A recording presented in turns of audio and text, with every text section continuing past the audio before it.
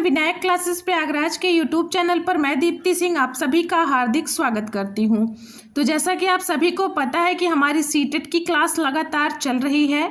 तो अगर आप सीटेट मैथ्स की तैयारी कर रहे हैं तो हमारी क्लास में आपका फोकस सिर्फ क्वेश्चंस को सॉल्व करना नहीं होगा, बल्कि उसके कॉन्सेप्ट, पेडागोजी और सीटेट क्वेश्चंस अप्रोच पर भी फोकस करेंगे। यानी कॉन्सेप्ट भी क्लियर होगा और उस कॉन्सेप्ट को बच्चे को कैसे समझाना है वो भी समझेंगे, और एग्ज़ाम में क्वेश्चंस को कैसे पहचानना है हम वो भी सीखेंगे।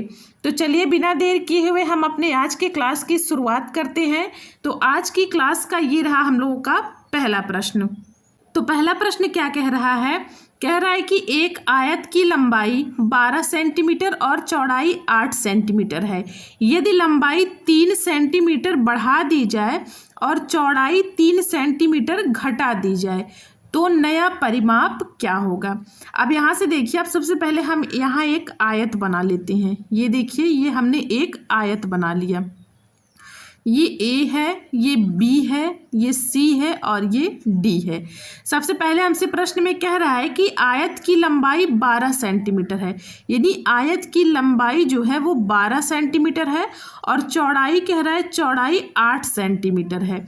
ये जब स्टार्टिंग में आयत था, ये उसकी लंबाई चौड़ाई बता रहा है कि आयत की लंबाई 12 सेंटीमीटर और चौड़ाई 8 सेंटीमीटर है। अब यहाँ से देखिए, अब यहाँ से एक हम दूसरा आयत बना लेते हैं, यानी एक नया आयत बना लेते हैं। ये हो गया PQRS। PQRS। अब यहाँ से देखिए, यहाँ से 12 सेंटीमीटर पहले दिया है, आयत की लंबाई कितनी है? 12 सेंटीमीटर। अब आगे कह रहा है कि लंबाई जो है वो 3 सेंटीमीटर बढ़ा दी जाए। अब 12 में 3 सेंटीमीटर जब आप बढ़ा देंगे तो लंबाई कितनी हो जाएगी? 15 सेंटीमीटर हो जाएगी। ये 15 कैसे आया? शुरुआत में आयत की लंबाई 12 सेंटीमीटर थी। 12 सेंटीमीटर में हम लोग 3 सेंटीमीटर जब बढ़ा देंगे तो 12 3 कितना हो जाएगा? 15 सेंटीमीटर हो जाएगा। अब चौड़ाई में देखिए, कह रहा है कि चौड़ाई 8 सेंटीमीटर है और चौड़ाई 3 सेंटीमीटर घटा दिया गया। यानी ये जो नया आयत बना है इसकी चौड़ाई 3 सेंटीमीटर हम लोग घटा दिए हैं।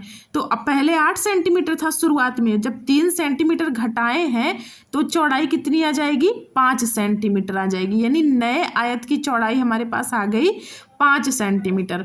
अब हमसे इसका परिमाप पूछ रहा है। अब ये जो पुराना वाला आयत है, यानी जो स्टार्टिंग में आयत था, इसका परिमाप हमसे नहीं पूछ रहा है, हमसे ये नए वाले आयत का परिमाप पूछ रहा है। यही तो कह रहा है कि लंबाई 3 सेंटीमीटर बढ़ा दी जाए, चौड़ाई 3 सेंटीमीटर घटा दी जाए तो नया परिमाप क्या होगा। यानी ये जो नया वाला आयत बना है PQRS, हमसे इसका परिमाप पूछ रहा है।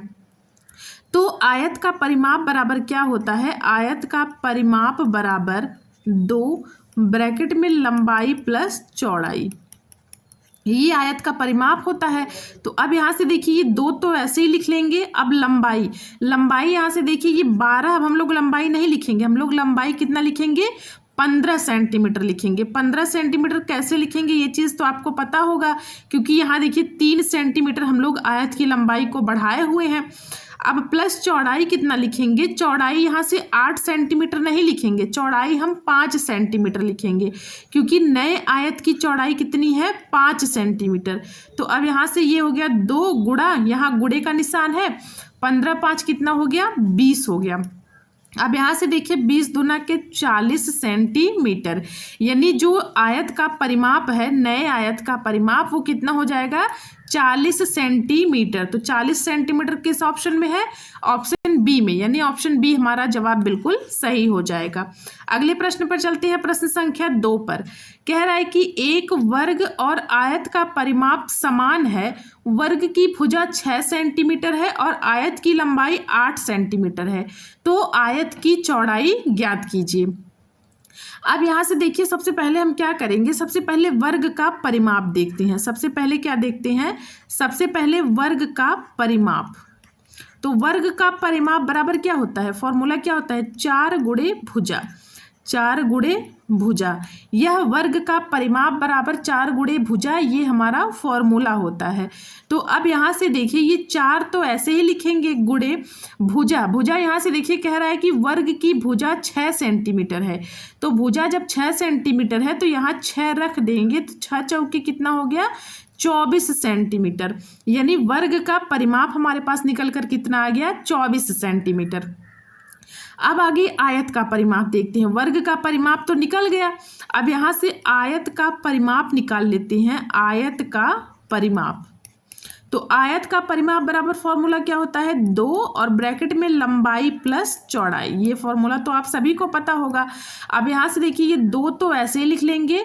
लंबाई हमें प्रश्न में दिया हुआ है कि आयत की लंबाई 8 सेंटीमीटर है, तो आयत की लंबाई 8 रख लेंगे। प्लस चौड़ाई हमें पूछ रहा है, चौड़ाई हमें दिया नहीं है, कह रहा है कि आयत की चौड़ाई हमें बताइए। तो चौड़ाई हम लोग b यहाँ रख लेंगे क्योंकि हमसे चौड़ाई पूछ रहा है। अब देखिए प्रश्न में क्या कह रहा है। प्रश्न में कह रहा है कि वर्ग का परिमाप और आयत का परिमाप यह दोनों समान है। समान है का मतलब क्या हुआ, यहाँ से आप लोग लिख सकते हैं कि वर्ग का परिमाप बराबर आयत का परिमाप। ये चीज़ आप लोग लिख सकते हैं कि नहीं लिख सकते हैं, आयत का परिमाप। यहाँ से देखिए वर्ग का परिमाप बराबर हो गया आयत का परिमाप। ये देखिए प्रश्न में कह रहा है कि वर्ग और आयत का परिमाप समान है, यानी वर्ग का परिमाप बराबर है आयत के परिमाप के। अब यहाँ से देखिए वर्ग का परिमाप अभी हम लोग निकाले हैं, कितना आया है 24 सेंटीमीटर। तो वर्ग के परिमाप की जगह हम लोग यहाँ 24 रख देंगे बराबर आयत का परिमाप। आयत का परिमाप यहाँ निकल कर आया है 2 ब्रैकेट में 8 प्लस b। 8 plus b। अब यहाँ से देखिए ये 24 हो गया बराबर, अब 2 का गुणा 8 में करेंगे और फिर 2 का गुणा हम b में करेंगे, तो 8 दूना के 16 हो गया और प्लस 2 का गुणा जब b में करेंगे तो 2b हो जाएगा। अब यहाँ से देखिए ये 24 इसको ऐसे लिख लेंगे, इस 16 का पक्षांतर कर लेंगे। 16 का पक्षांतर करेंगे तो ये -16 हो जाएगा।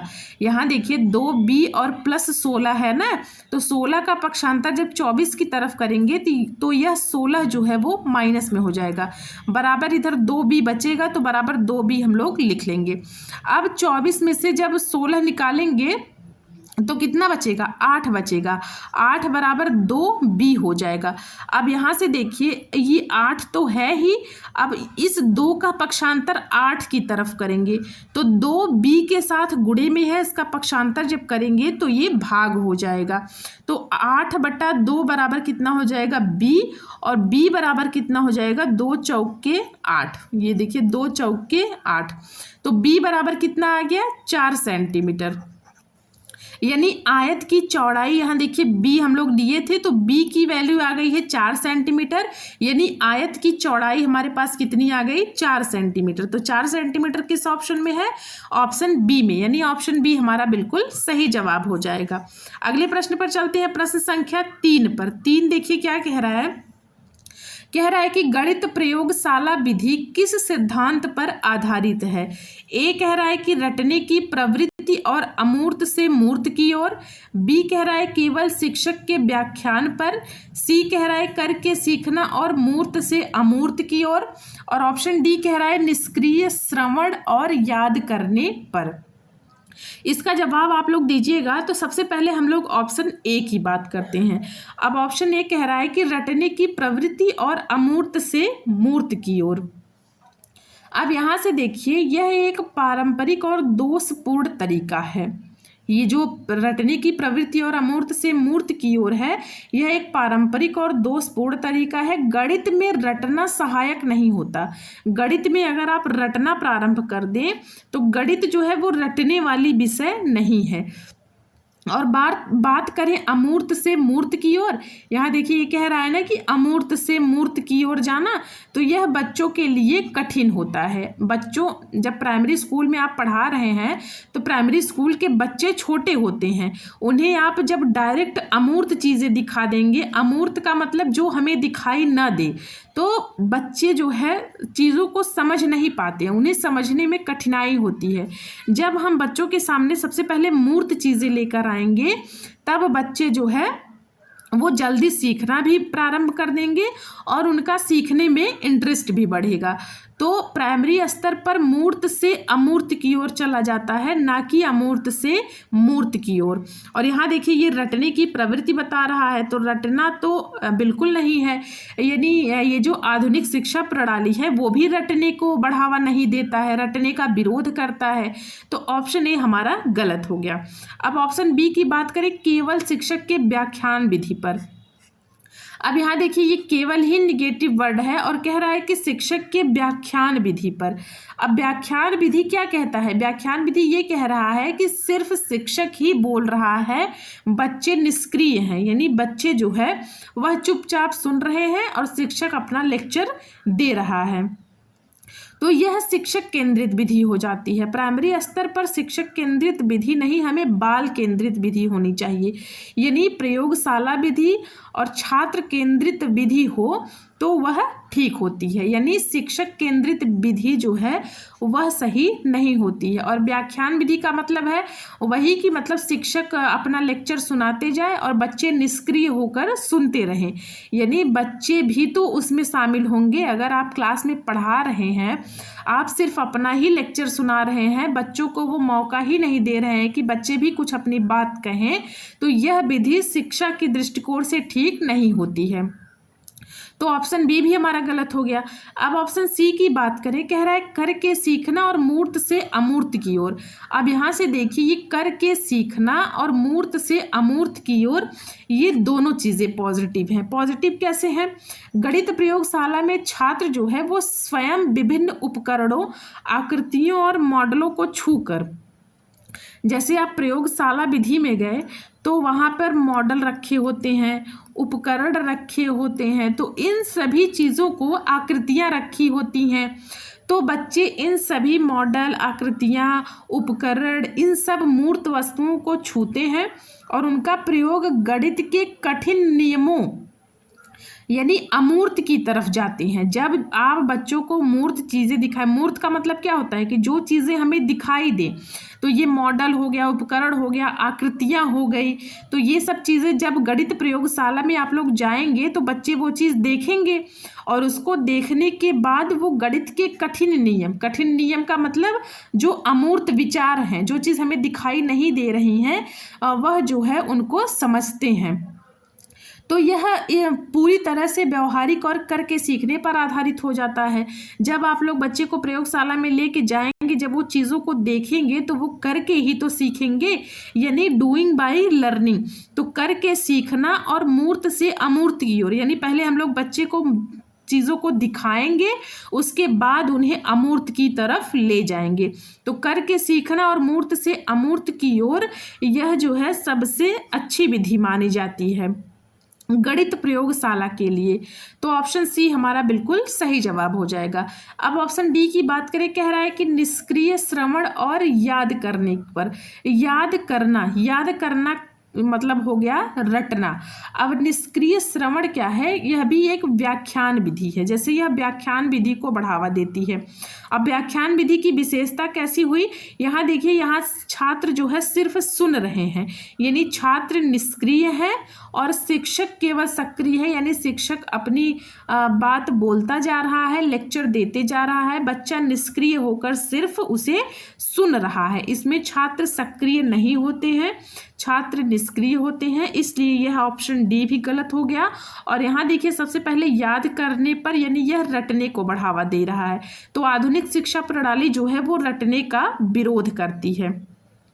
तो इसमें सबसे सही और सबसे सटीक आंसर हो जाएगा ऑप्शन सी।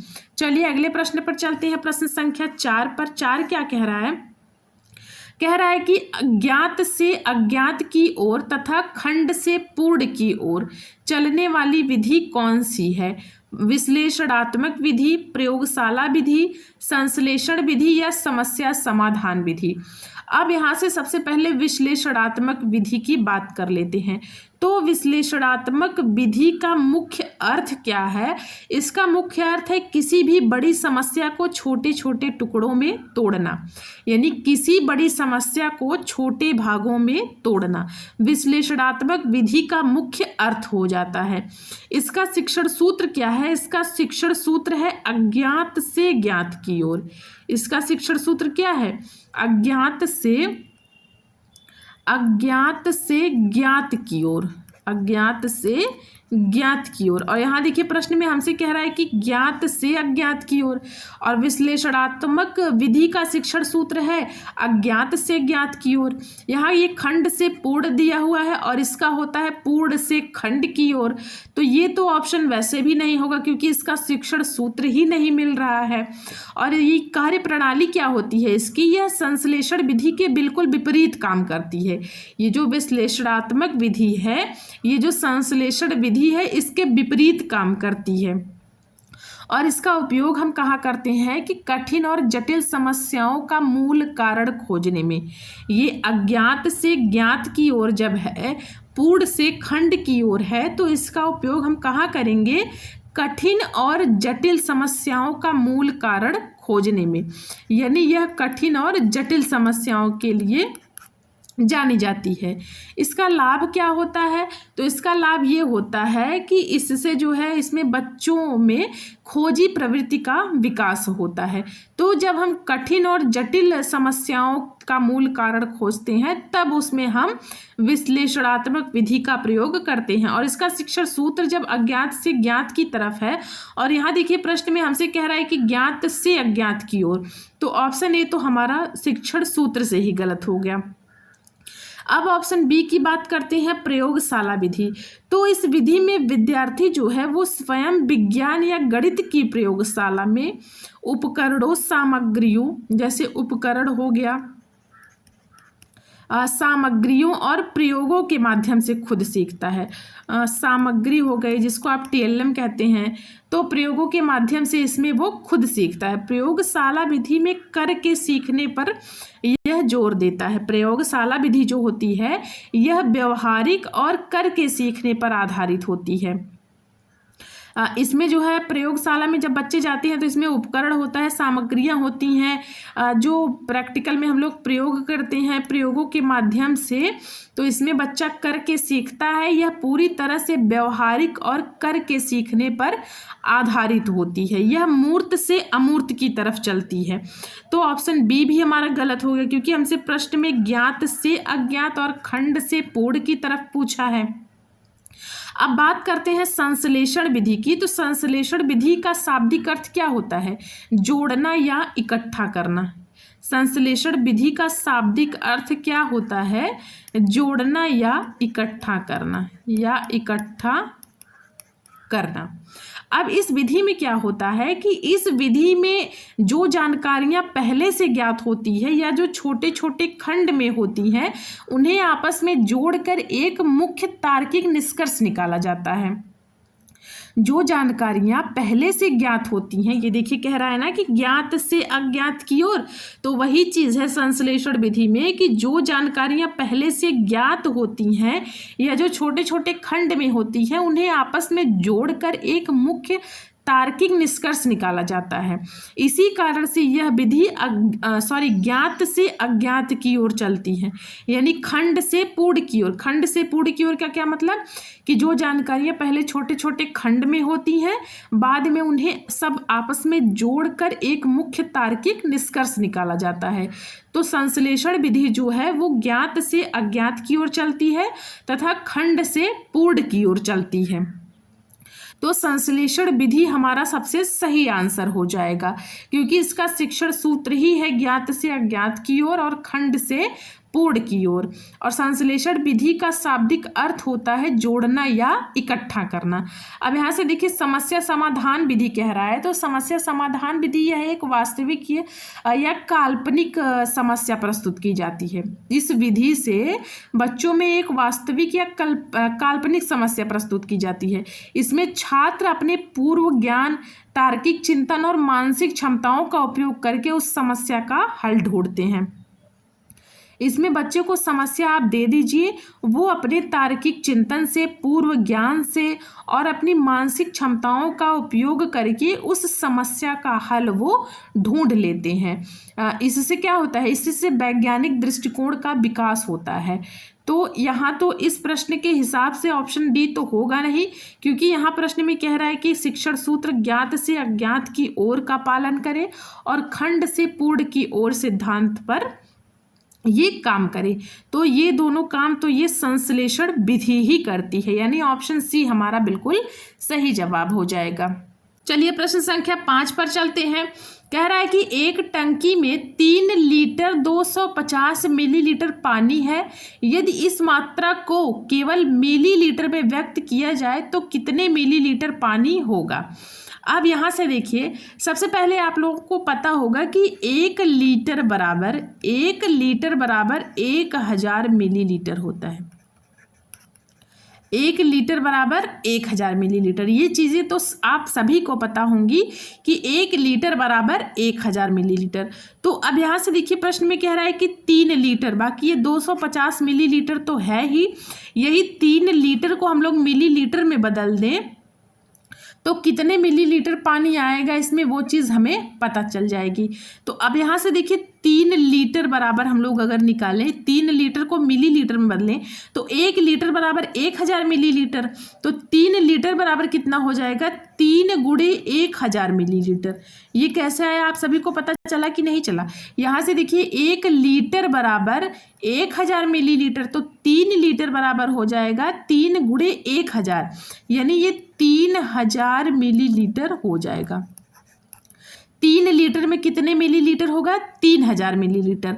अब हमें कुल पानी पूछ रहा है कि कुल पानी कितना होगा। अब यहाँ से देखिए ये 3000 मिलीलीटर, ये 3 लीटर हो गया, यानी 3 लीटर को ही तो हम लोग यहाँ 3000 मिलीलीटर निकाले हैं, तो ये 3 लीटर बराबर 3000 मिलीलीटर हो गया। अभी यहाँ से देखिए 250 मिलीलीटर बचा है, तो 250 मिलीलीटर हम लोग इसमें जोड़ देंगे। जोड़े कैसे, क्योंकि यहाँ से देखिए ये 3 लीटर 250 मिलीलीटर पानी है टोटल टंकी में। अब जब 3 लीटर को हम लोग मिलीलीटर में बदल दिए तो 3 लीटर मिलीलीटर में जब गया तो वो 3000 मिलीलीटर हो गया। तो ये 3 लीटर की जगह 3000 मिलीलीटर हुआ है, लेकिन अभी ये 250 मिलीलीटर बचा है। तो 250 मिलीलीटर जब हम लोग जोड़ देंगे तो यहाँ से देखिए ये 3250 मिलीलीटर हो जाएगा। 3250 मिलीलीटर हो जाएगा, यानी ये टंकी में जो टोटल पानी मिलीलीटर में है वो कितना हो जाएगा, 3250 मिलीलीटर। तो 3250 मिलीलीटर किस ऑप्शन में है, ऑप्शन सी में, यानी ऑप्शन सी हमारा बिल्कुल सही जवाब हो जाएगा। अगले प्रश्न पर चलते हैं। अगला प्रश्न कह रहा है कि एक बर्तन में 750 ml पानी है, दूसरे बर्तन में 1.2 लीटर पानी है। यदि दोनों बर्तनों का पानी एक बड़े खाली बर्तन में डाल दिया जाए तो कुल पानी कितना होगा। सीधी सीधी बात ये कह रहा है कि ये 750 ml और ये जो 1.25 लीटर है, इन्हीं दोनों को जोड़ दीजिए, जो आएगा वही कुल पानी होगा। कैसे होगा, ये कह रहा है ना कि एक बर्तन में 750 है और दूसरे बर्तन में 1.25 लीटर है। दोनों पानी को कह रहा है कि एक बड़े खाली बर्तन में डाल दिया जाए। जब दोनों पानी को एक खाली बर्तन में आप डाल देंगे तो ये दोनों को जोड़ेंगे ही, तो जब दोनों को जोड़ देंगे तो टोटल पानी कितना है उसमें वो हमें पता चल जाएगा। तो अब वापस से यहाँ देखिए 1 लीटर में 1000 मिलीलीटर होता है। ये चीज़ अभी मैं आपको बताई हूँ। ये मैं इसलिए कर रही हूँ कि या तो आप यहाँ देखिए ये सब लीटर में दिया हुआ है, तो आप एक काम करिए, ये जो 750 ml है इसको आप लीटर में बदल दीजिए, और ये 1.25 लीटर ये लीटर में है ही, तो जब ये भी लीटर में बदल देंगे तो आप दोनों लीटर को जोड़ देंगे तो आंसर हमारा डायरेक्ट लीटर में आ जाएगा। तो जब 1 लीटर बराबर 1000 मिलीलीटर हो गया, तो यहाँ से आप लोग मुझे बताइए कि 1 मिलीलीटर बराबर कितना होगा। 1 लीटर बराबर जब 1000 मिलीलीटर हुआ तो 1 मिलीलीटर बराबर हो जाएगा 1/1000 लीटर। ये चीज़ आप लोग समझ पाए कि नहीं समझ पाए। 1 मिलीलीटर बराबर 1/1000 लीटर। अब यहाँ से देखिए 750 मिलीलीटर 750 ml मिलीलीटर, ये हमें लीटर में बदलना है। तो 1 मिलीलीटर बराबर 1/1000 लीटर, तो गुणा 750 कर देंगे क्योंकि हमसे 750 ml की बात कर रहा है। तो 750 ml बराबर कितना हो जाएगा, 1/1000 गुणे 750। अब यहाँ से देखिए ये 0 से 0 कट गया, 25 तियाँ 75, 25 चौके 100, ये कितना आ गया 3/4, ये लीटर में आया है, ये 3/4 लीटर में आया है। तो अब 3/4 लीटर को अगर हम लोग काटे तो यहाँ से देखिए ये 0 दशमलव हो जाएगा, ये 30 हो जाएगा, 4 सते 28, 2 बचा, 0 बढ़ाएंगे 4 पंचे 20, यानी 0.75 लीटर आ गया 750 ml के बराबर। अब यहाँ से अगर हम लोग कुल पानी जोड़ें, यहाँ से कुल पानी देखें, कुल पानी कितना है, तो यहाँ से देखिए ये 1.25 लीटर, ये तो हमें प्रश्न में दिया हुआ है। अब प्लस 750 ml को जोड़ना है, तो 750 ml जो है वो लीटर में कितना आया है, 0.75 लीटर। बस कुछ करना है नहीं, इन दोनों को जोड़ दीजिए। तो यहाँ से देखिए ये 5 5 10 हो गया, 7 2 9 और 1 10, 1 और 1 2, 2 अंक पर दशमलव है, 2 अंक पर दशमलव लगा देंगे, आ जाएगा 2 लीटर। यहाँ से देखिए ये कितना आ गया 2.00, तो 00 का कोई मतलब है नहीं, यानी 2 लीटर टोटल पानी कितना आ गया 2 लीटर। तो 2 लीटर किस ऑप्शन में है, ऑप्शन सी में, यानी ऑप्शन सी हमारा बिल्कुल सही जवाब हो जाएगा। 7वें प्रश्न पर चलते हैं। 7वां प्रश्न क्या कह रहा है, यदि संख्या पैटर्न इस प्रकार है, पैटर्न क्या है कि 3 6 12 24 48 और ये खाली स्थान है, यदि प्रत्येक संख्या पिछली संख्या की दोगुनी है तो रिक्त स्थान में कौन सी संख्या आएगी। अब देखिए इसका आंसर तो हमें इस प्रश्न में ही लिख दिया है, अब इसका जवाब आप लोग जरूर दीजिएगा क्योंकि इसका आंसर प्रश्न में ही है। प्रश्न को आप लोग ध्यान से पढ़िए, कह रहा है कि पिछली संख्या की दोगुनी है, प्रत्येक संख्या पिछली संख्या की दोगुनी है। अब यहाँ से देखिए ये 3 का 2 गुना कितना आएगा 6, ये देखिए 6 आ गया। अब 6 का 2 गुना करें तो 6 दूना के 12, अगली संख्या आ गई। अब यहाँ से 12 का 2 गुना करें, 12 दूना के 24, अगली संख्या आ गई। अब 24 का गुणा 2 में करें, 24 दूना के 48, अगली संख्या आ गई। अब 48 का 2 गुना करें तो 8 दूना 16, 4 दूना 8 1 9, यानी ये जो अगली संख्या आएगी वो कितनी आएगी 96 आएगी। 96 कैसे आई, यहाँ से देखिए 3 दूना के 6 और 6 दूना के 12, 12 दूना के 24, 24 दूना के 48, तो 48 दूना जब करेंगे तो कितना आएगा 96 आएगा। यानी सब का 2 2 गुना करते जाना है, यानी सभी संख्याओं में 2 2 का गुणा करते जाना है। तो 48 में जब 2 का गुणा करेंगे तो कितना आएगा 96 आएगा। 96 किस ऑप्शन में है, ऑप्शन सी में, यानी ऑप्शन सी हमारा बिल्कुल सही जवाब हो जाएगा। प्रश्न संख्या 8 पर चलते हैं। 8 देखिए क्या कह रहा है, 8 कह रहा है कि एक बच्चा 2 अलग अलग आकार के गिलास देखता है, एक गिलास लंबा और पतला है तथा दूसरा छोटा और चौड़ा है। बच्चा कहता है कि लंबा गिलास हमेशा ज़्यादा पानी रखेगा। इस भ्रम को दूर करने के लिए शिक्षक को क्या करना चाहिए। ऑप्शन ए कह रहा है कि बच्चे को तुरंत बताना कि वह गलत है। ऑप्शन बी कह रहा है कि दोनों गिलासों में समान मात्रा का पानी डालकर बच्चों से उसकी ऊंचाई की तुलना करवाना। ऑप्शन सी कह रहा है कि आयतन का सूत्र बोर्ड पर लिख देना। और ऑप्शन डी कह रहा है कि प्रश्न को छोड़ देना। अब यहाँ से सबसे पहले ऑप्शन ए की बात करते हैं। तो कह रहा है कि बच्चों को तुरंत बताना कि वह गलत है। अब यह एक गलत तरीका है, बच्चे को आप तुरंत ये नहीं कह सकते कि गलत है। बच्चे को ये केवल गलत है कह देने से बच्चे की सोच में बदलाव नहीं आता है। अगर आप बच्चे ने सवाल को सॉल्व किया या यही अगर बच्चा बोला कि लंबा गिलास हमेशा ज़्यादा पानी रखेगा, ये लंबा गिलास हमेशा ज़्यादा पानी रखेगा, अगर बच्चा ये बात बोल रहा है और आप लोग कह दिए कि नहीं ये गलत है, तो बच्चे की सोच में बदलाव नहीं आएगा इससे। और वह रटने की कोशिश करने लगेगा। जब बच्चे को आप लोग सीधा सीधा बता दिए कि ये सही है, ये गलत है, और ये चीज़ आप बताए ही नहीं कि ये कैसे सही हुआ और कैसे गलत हुआ, तो बच्चा क्या करेगा, वहाँ रटने की कोशिश करने लगेगा, जिससे उसकी समझ विकसित नहीं हो पाएगी। तो बच्चे को तुरंत बताना है कि वह गलत है, यह गलत हो जाएगा, क्योंकि इससे उसके सोच में जो है वो बदलाव नहीं आएगा। तो ऑप्शन ए तो हमारा गलत हो गया। अब ऑप्शन बी कह रहा है कि दोनों गिलासों में समान मात्रा का पानी डालकर बच्चों से उसकी ऊंचाई की तुलना करवाना। अब यहाँ से देखिए, यह एक व्यवहारिक तरीका है। दो गिलास आप ले लिए, एक पतला लंबा है और दूसरा छोटा और चौड़ा है। दोनों गिलासों में आप लोग पानी लेकर आइए बराबर मात्रा में, और बच्चे से कहिए कि उस गिलास में पानी डालकर देखे कि पानी किस में कितना आ रहा है। तो यह एक व्यवहारिक तरीका हो जाएगा। जब बच्चा देखेगा कि समान मात्रा में पानी होने पर भी पतले गिलास में पानी का स्तर ऊपर तक जाता है और चौड़े गिलास में नीचे रहता है, तो उसका यह भ्रम दूर हो जाएगा कि लंबा बर्तन हमेशा ज़्यादा पानी रखेगा। जब आप लोग दो गिलास है, जैसे ये एक पतला लंबा गिलास है और ये एक छोटा है चौड़ा गिलास है, जब आप लोग इसमें बराबर मात्रा में पानी लेकर आएंगे और डालेंगे, तो बच्चा देखेगा ना कि इस जितना पानी मैं छोटी गिलास में डाला हूँ उतना ही बड़ी गिलास में डाला हूँ, लेकिन बड़ी गिलास भी भरी है और छोटी गिलास भी भर गई है। ऐसा नहीं है कि छोटी गिलास भर गई और बड़ा गिलास जो है वो आधा भरा हुआ है। तो जब बच्चा देखेगा कि दोनों पानी समान मात्रा में है और गिलास दोनों भर गई है, तो बच्चा ये समझ जाएगा कि ये चौड़ा है, छोटा है, लेकिन इसका आकार भी ये पतले लंबे के बराबर ही है।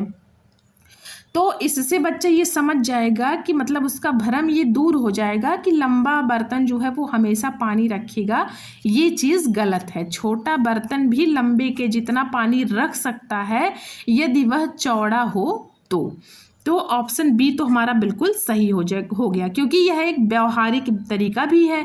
तो ऑप्शन बी तो हमारा सही हो गया। अब ऑप्शन सी देखिए, कह रहा है कि आयतन का सूत्र बोर्ड पर लिख देना। मैंने आपको बताया है कि सूत्र आपको जहां दिख जाए सूत्र को याद करवाइए, सूत्र को बोर्ड पर लिखिए। तो सूत्र रटवाने की बात जहां आए वो ऑप्शन तो तुरंत गलत हो जाएगा। अब जैसे आपको बेलन का आयतन निकलवाना है, बेलन का आयतन आप लोग लिख दिए पाई आर स्क्वायर एच। बच्चे को कह दिए कि इस सूत्र को लगाकर फॉर्मूले को उस सवाल में बेलन का आयतन निकाल दीजिए। तो बच्चा क्या करेगा, बच्चा रटने की प्रवृत्ति को फॉलो कर लेगा, यानी वो रटने को बढ़ावा देने लगेगा। फिर वो ये चीज़ें सोचने समझने मतलब वो ये चीज़ नहीं सोचे समझेगा कि ये कहाँ से आया, ये कैसे हुआ, कुछ नहीं। इससे बच्चे की सोच जो है वो एक सीमित हो जाती है। और बच्चे को डायरेक्ट सूत्र समझाना, अब प्राइमरी स्तर की बात हो रही है तो प्राइमरी स्तर पर बच्चे को डायरेक्ट सूत्र समझाना भी तो बहुत कठिन हो जाएगा। वे इसे देखकर ठोस रूप से आयतन की अवधारणा को नहीं सीख पाएंगे, वो डायरेक्ट वही सूत्र याद कर लेंगे। और पहली बात तो बच्चे को डायरेक्ट सूत्र समझाना ही सबसे बड़ा कठिन काम है। तो हम सब बच्चे को जो है सूत्र नहीं समझाएंगे, हम उसे व्यवहारिक जीवन से जोड़ेंगे। तो ऑप्शन सी हमारा गलत हो गया, सूत्र की बात कह दिया। अब ऑप्शन डी कह रहा है कि प्रश्न को छोड़ देना। अब आप बताइए, बच्चा अगर कोई चीज़ नहीं समझ पा रहा है तो आप लोग ऐसा प्रयास करिए, मतलब ऐसी ऐसी चीज़ें लाइए, ऐसा टीएलएम प्रयोग करिए कि जिससे आप बच्चे को समझा सकें। आप ऐसा थोड़ी ना करेंगे कि जो चीज़ बच्चा नहीं समझ पा रहा है आप उसे छोड़ते चले जाएंगे। यह शिक्षण के सिद्धांतों के खिलाफ है।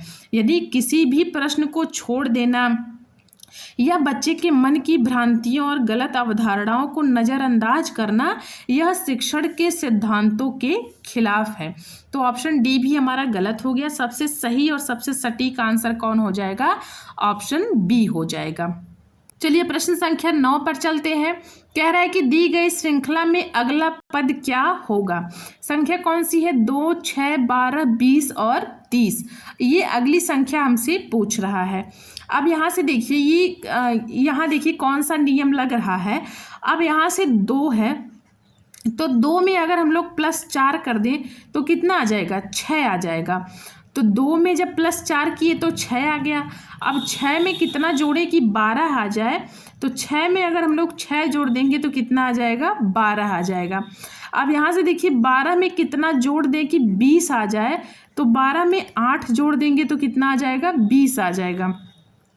और ठीक वैसे ही 20 में अगर हम लोग 10 जोड़ दें तो कितना आ जाएगा, 30 आ जाएगा।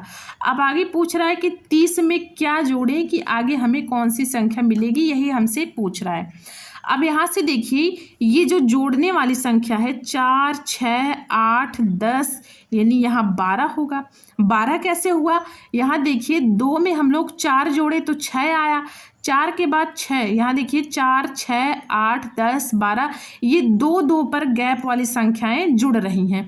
तो 2 में जब 4 जोड़े तो 6 आ गया, 6 में 6 जोड़े तो 12 आ गया, 12 में 8 जोड़े तो 20 आ गया, 20 में 10 जोड़े तो 30 आ गया। अब 30 में 12 जब जोड़ेंगे तो कितना आ जाएगा, 42 आ जाएगा। यानी ये अगली संख्या हमारी हो जाएगी 42। यहाँ से देखिए 4, 6, 8, 10, 12 वाले यानी 2 2 के गैप पर संख्याएं जुड़ रही हैं। तो 42 किस ऑप्शन में है, ऑप्शन बी में, यानी ऑप्शन बी हमारा बिल्कुल सही जवाब हो जाएगा। प्रश्न संख्या 10 की तरफ चलते हैं। 10 क्या कह रहा है, 10 कह रहा है कि दिए गए आंकड़ों को आरोही क्रम में व्यवस्थित किया गया है। ये संख्याएं हैं 29, 32, 48, 50, यक्स प्लस 2, 72, 78, 84 और 95। यदि माध्यिका 63 है तो यक्स का मान बताइए। अब यहाँ से देखिए, अब इसे हमें आरोही क्रम में रखने की ज़रूरत नहीं है क्योंकि संख्याएं पहले ही आरोही क्रम में व्यवस्थित कर दी गई हैं। तो अब यहाँ से देखिए ये 1, 2, 3, 4, 5, 6, 7, 8, 9, 10 संख्याएं हैं। अगर ये संख्याएं विषम में होती, जैसे ये 10 है, अगर ये 9 होता तो 4 हम लोग दाहिने 4 बाएं छोड़ देते, तो जो बीच वाली संख्या आती वही हमारी माध्यिका हो जाती। तो अब यहाँ पर 2 संख्याएं जब हैं तो इस प्रकार के सवाल भी मैं आपको करवा चुकी हूँ। पिछली वीडियो अगर जो बच्चे नहीं देखे होंगे तो वो पिछली वीडियो ज़रूर देखिएगा क्योंकि बहुत ही इम्पॉर्टेंट सवाल मैं वहाँ कराई हूँ। अब यहाँ से देखिए माध्यिका बराबर क्या होगा। अब ये टोटल 10 संख्याएं हैं। अब 10 संख्याओं में ऐसा तो हम करेंगे नहीं कि एक साइड हम लोग 4 संख्याएं छोड़ दें और दूसरे साइड 5 संख्या छोड़कर बीच वाली संख्या ले लें। नहीं, हमें दाहिने साइड भी 4 छोड़ना है और बाएं साइड में भी 4 छोड़ना है, यानी बराबर बराबर संख्याएं हमें दोनों साइड में छोड़नी है। अब यहाँ से देखिए बीच में 2 संख्याएं बच गई। अगर यही एक संख्या बचती तो हमारा काम हो जाता, वही हमारी माध्यिका हो जाती। तो जब 2 संख्याएं बच जाएंगी तो आप क्या करेंगे, आप उन 2 संख्याओं को जोड़ देंगे। आप क्या करेंगे, उन 2 संख्याओं को जोड़कर 2 से भाग कर देंगे। जो बीच में 2 संख्याएं बचेंगी उन दोनों को आप जोड़ देंगे और 2 से भाग कर देंगे, यानी उसे आधा कर देंगे। अब यहाँ से देखिए प्रश्न में कह रहा है कि इसकी माध्यिका 63 है, तो माध्यिका के स्थान पर हम लोग 63 रख देंगे। अब यहाँ से ये यक्स और यक्स यानी जुड़ेगा तो ये 2 यक्स हो जाएगा, प्लस 2 आगे है 2 ऐसे लिख लेंगे बटा 2, ये जो बटा 2 है इसको ऐसे लिख लेंगे। अब तिर्यक गुणा करेंगे तो 63 गुणा 2 हो जाएगा, तो यहाँ से 3 दूना के 6, 6 दूना के 12, 63 गुणा 2 करेंगे कितना आएगा, 126 आएगा। अब यहाँ से बराबर 2 यक्स प्लस 2, इसको तो ऐसे ही लिख लेंगे, ये 2 तो इधर पक्षांतर में चला गया। अब यहाँ से देखिए ये 126 है और ये जो प्लस 2 है इसका पक्षांतर कर देंगे तो ये -2 हो जाएगा। ये प्लस 2 का पक्षांतर 126 की तरफ करेंगे तो ये -2 हो जाएगा, बराबर ये 2 यक्स बचा है तो 2 यक्स ऐसे लिख लेंगे। अब 126 में से जब 2 निकालेंगे तो ये कितना आ जाएगा, 124 आ जाएगा, बराबर कितना हो जाएगा, 2 यक्स। अब 124 बटा 2 बराबर यक्स हो जाएगा। ये कैसे हुआ, इस 2 का पक्षांतर कर लिए, 2 यक्स के साथ गुणे में है, इसका पक्षांतर भाग हो जाएगा। अब यहाँ से देखिए, यहाँ से भाग करिए तो 2 छक्के 12 और 2 दूना के 4, 2 छक्के 12, 2 दूना के 4 बराबर यक्स, यानी यक्स बराबर कितना आ गया, 62 आ गया। और हमसे प्रश्न में वही पूछ रहा है कि यक्स का मान बताइए, तो यक्स की वैल्यू कितनी निकल कर आ गई है, 62। तो 62 किस ऑप्शन में है, ऑप्शन बी में, यानी ऑप्शन बी हमारा बिल्कुल सही जवाब हो जाएगा। 11वें प्रश्न पर चलते हैं। 11 क्या कह रहा है? 11 कह रहा है कि एक त्रिभुज के 3 कोण क्रमशः 50, 60 और यक्स अंश हैं, तो यक्स का मान ज्ञात कीजिए। अब ये सवाल देखिए बिल्कुल मतलब बहुत ही आसान है। कह रहा है कि त्रिभुज के 3 कोण, ये 3 कोण हमें दिया हुआ है। अब आप सभी को पता होगा कि त्रिभुज के तीनों अंतः कोणों का योग कितना होता है? 180 अंश होता है। इस चीज़ से तो आप सभी परिचित होंगे कि त्रिभुज के तीनों कोणों का योग कितना होता है? 180 अंश होता है। तो यहाँ देखिए प्रश्न में त्रिभुज के 3 कोण हमें दिया हुआ है, एक 50 है, एक 60 है और तीसरा यक्स है। तो इन तीनों को जब जोड़ देंगे तो यह यक्स 180 के बराबर हो जाएगा। अब यहाँ से देखिए 6 5 11, ये 110 हो गया, प्लस यक्स बराबर 180, तो यक्स बराबर हो जाएगा 180 और इस 110 का पक्षांतर कर लेंगे तो ये प्लस 110 है, इसका पक्षांतर माइनस 110 हो जाएगा। तो यक्स बराबर कितना आ जाएगा? 180 में से 110 निकालिए, कितना आएगा? 70 अंश आएगा। यानी यक्स अंश की वैल्यू कितनी आ गई? 70 अंश। तो 70 किस ऑप्शन में है? ऑप्शन बी में, यानी ऑप्शन बी हमारा बिल्कुल सही जवाब हो जाएगा। 12वें प्रश्न पर चलते हैं। 12 क्या कह रहा है? 12 कह रहा है कि एक बच्चा उत्तर दिशा की ओर मुंह करके खड़ा है, वह पहले दाएं मुड़ता है और फिर दाएं मुड़ता है, यानी 2 बार वो दाएं मुड़ रहा है। अब उसका मुंह किस दिशा में होगा? सबसे पहले दिशा का ज्ञान तो आप सभी को होगा। ये देखिए, इधर होता है पूर्व, इधर होता है पश्चिम, ये ऊपर होता है उत्तर और नीचे होता है दक्षिण।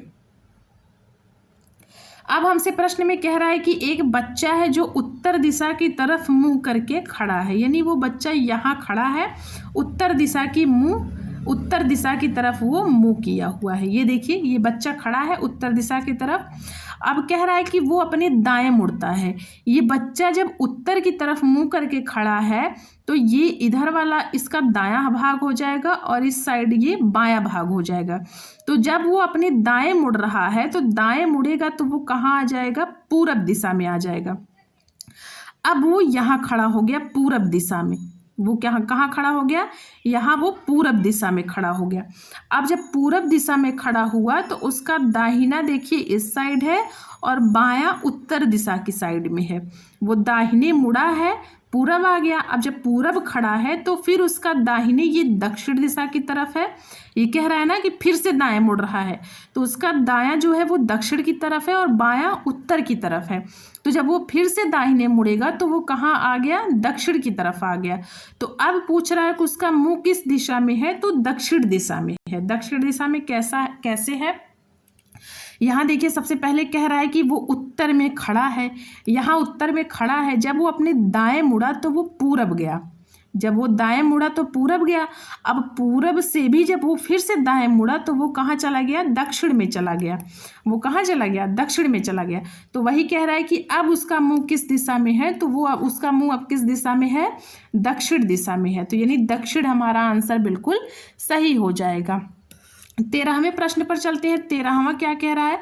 13 कह रहा है कि एक दुकानदार के पास 850 पेन थे, उसने 275 पेन बेच दिए, अब उसके पास कितने पेन बचे?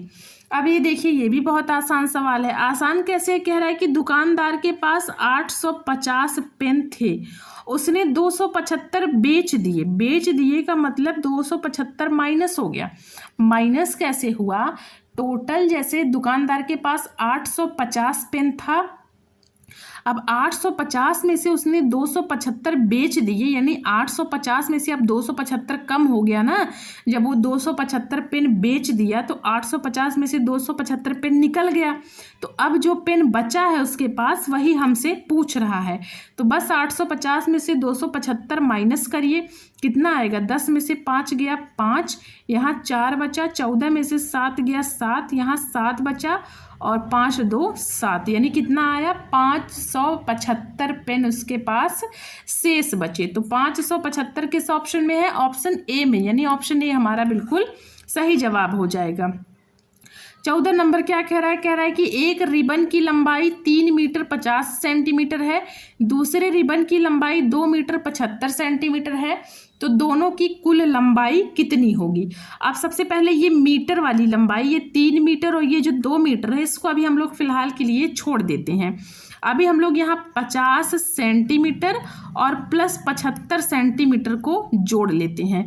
तो 50-75 जब जोड़ेंगे तो ये हो जाएगा 5 और 7 5 12, 125 सेंटीमीटर आ गया। अब आप सभी को पता है कि 1 मीटर में 100 सेंटीमीटर होते हैं।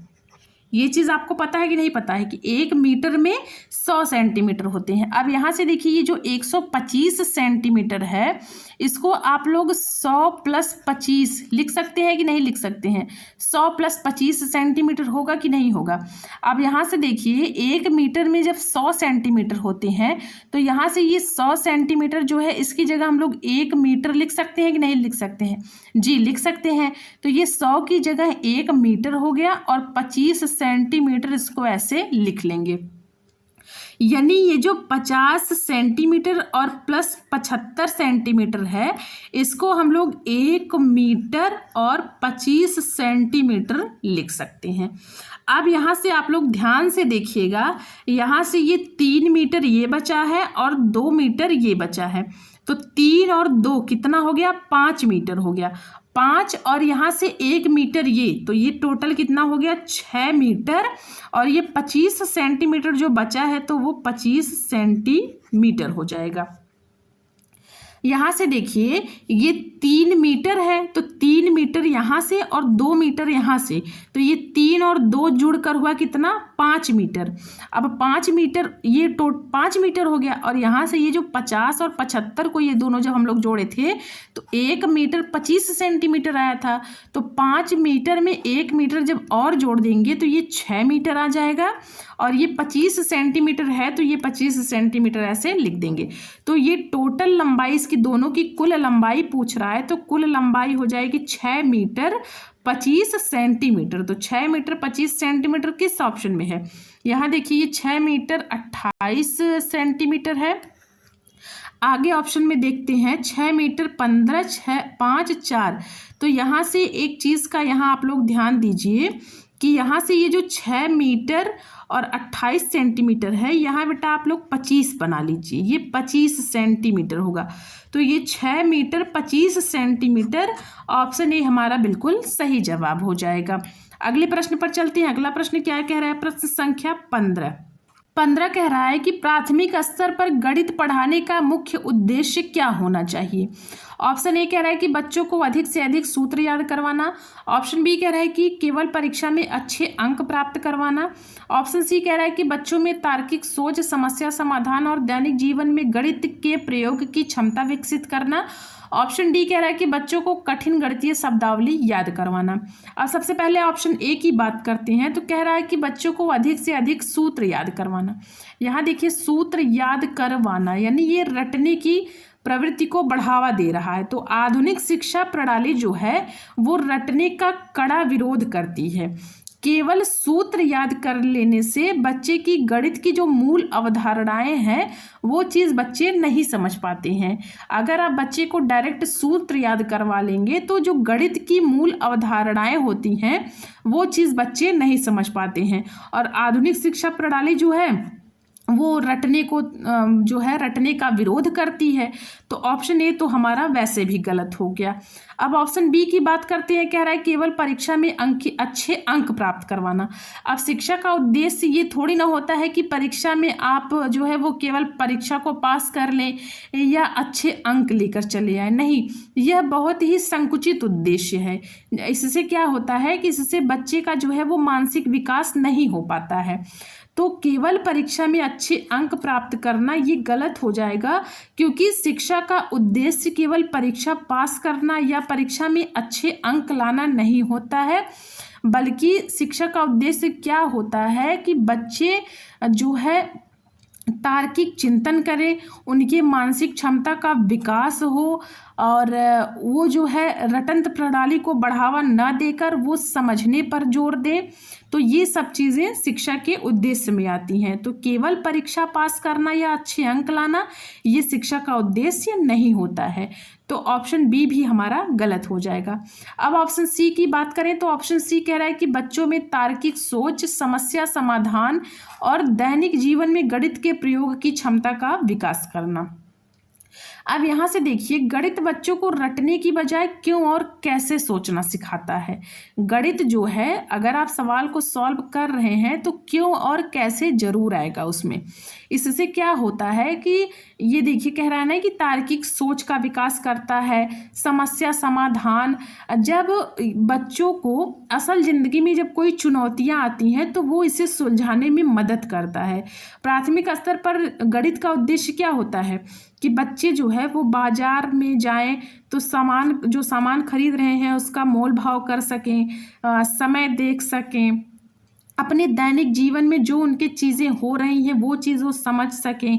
तो रोज़मर्रा की चीज़ों को भी वो समझने में मदद करता है। अगर आप तार्किक सोच, समस्या समाधान इन सब का विकास बच्चों में कर रहे हैं तो राष्ट्रीय पाठ्यचर्या रूपरेखा जो एनसीएफ 2005 है वो भी इसी पर ज़्यादा जोर देती है। वो क्या कहती है कि बच्चों में तार्किक सोच को बढ़ाइए, समस्या समाधान को विकसित करिए और दैनिक जीवन में गणित का क्या उपयोग है यह बच्चे को समझाइए।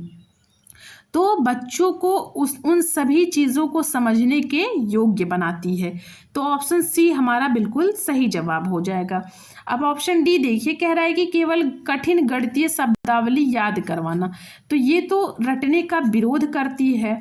आधुनिक शिक्षा प्रणाली जो है वो रटंत विद्या का विरोध करती है। प्राथमिक स्तर के बच्चे बहुत छोटे होते हैं, वो कठिन शब्दों को याद दिलाने से, जैसे कठिन शब्दों को जब आप लोग याद दिलाएंगे बच्चों को तो बच्चों में गणित के प्रति डर पैदा हो सकता है। अभी आप प्राइमरी स्तर में जाएं और बड़े बड़े 10 ठो सूत्र ले आके रख दें तो बच्चा तो डरने लगेगा ना, तो उसे गणित विषय से डर लगने लगेगा। तो यह सीखने की प्रक्रिया को रोकता है। तो हमें गणित के कठिन शब्द को याद नहीं करवाना है, हमें उनके दैनिक जीवन से जोड़ना है, उनमें तार्किक चिंतन का विकास करना है और उन समस्या समाधान का निरूपण करना है, यानी उसका निदान करना है। तो प्रश्न संख्या 15 का सबसे सही और सबसे सटीक आंसर कौन सा हो जाएगा? ऑप्शन सी हो जाएगा। तो आज के लिए हम लोग 15 प्रश्न को ही रखे हैं। 15 में से आप लोग बताइएगा कि आप कितने प्रश्नों के जवाब सही दे पाए हैं। वीडियो आपको कैसी लगी, प्रश्न आपको कैसे लगे हैं, आप लोग कमेंट करके ज़रूर बताइएगा। अगर आपको कहीं भी कोई भी डाउट हुआ करिए, जैसे कोई भी डाउट हो किसी भी प्रश्न में, या आप कोई चीज़ मुझसे पूछना चाहते हैं तो आप बेझिझक होकर पूछा करिए। आप अपने सवाल कमेंट बॉक्स में कमेंट कर दिया करिए, मैं उसका जवाब ज़रूर दूंगी। तो अगर आपको मेरी वीडियो अच्छी लगी होगी तो वीडियो को एक लाइक ज़रूर करिएगा, अपने दोस्तों के पास शेयर ज़रूर करिएगा और अगर आप इस चैनल पर नए हैं तो चैनल को भी सब्सक्राइब ज़रूर कर लीजिएगा। तो चलिए बेटा, आज के लिए इतना ही। मिलती हूँ एक नई वीडियो में एक नई जानकारी के साथ। आप सभी का बहुत बहुत धन्यवाद।